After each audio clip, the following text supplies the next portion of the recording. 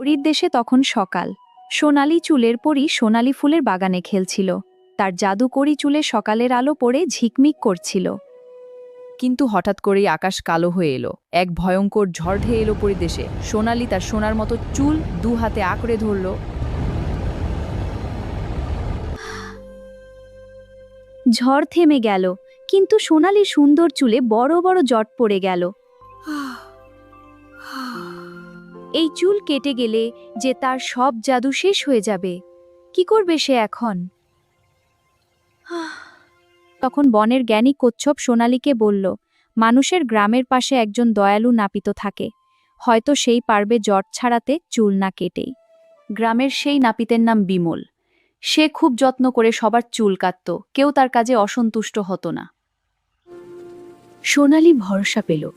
সে তার জাদু বাঁচাতে রওনা দিল নাপিত বিমলের দোকানের দিকে। দোকানের সামনে এসে দাঁড়ালো সোনালী। বিমলের আগে কোনোদিন পরী দেখেনি। সে অবাক হয়ে তাকিয়ে রইল। সোনালী তার সমস্যার কথা খুলে বলল, এই চুল কাটা পড়লে তার জাদু চলে যাবে। বিমল সব শুনে তাকে সাহস দিল। কঠিন কাজের আগে বিমল ভগবানের কাছে সাহায্য চাইল। সে জানত ভগবান চাইলে সবই সম্ভব।